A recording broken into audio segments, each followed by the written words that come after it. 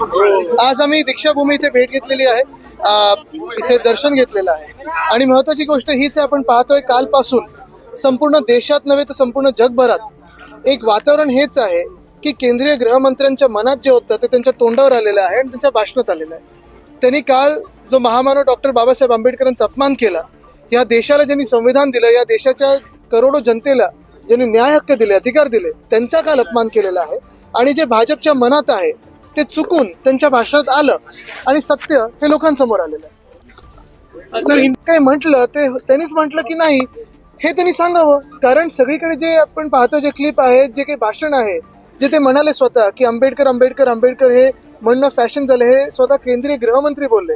Fashion म्हणजे काय? आणि पुढे ते बोलले की भगवानाचं नाव घेतलं असतं, देवाचं नाव घेतलं असतं तर स्वर्ग प्राप्त झालं असतं.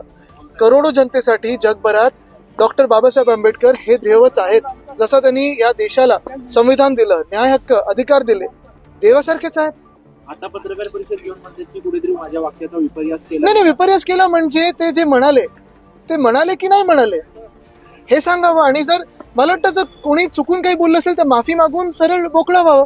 पण हे चुकून नाही म्हणाले, हे त्यांच्या मनात होतं. हे भाजपची जी साधारणपणे एक मानसिकता आहे, भाजपला हा देश कसा चालवायचा आहे आणि संविधानाचा अपमान म्हणजे योगायोगाने संविधानावर चर्चा चालू असताना हे सगळं सुरू झालं, हे लोकांसमोर आलेलं आहे.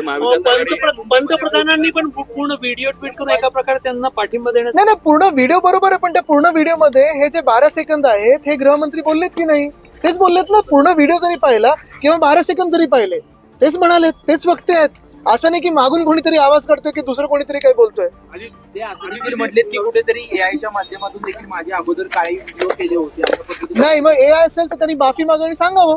पण महत्वाची गोष्ट हीच आहे की डॉक्टर बाबासाहेब आंबेडकरांचा अपमान करणं हे त्यांच्या मनात होतं. ही भाजपची मानसिकता ही लोकांसमोर आलेली आहे. अन्यथा प्रधानमंत्र्यांनी त्यांना थोडे दिवस बाजूला तरी करावं, एक पश्चाताप म्हणून बाजूला करावं.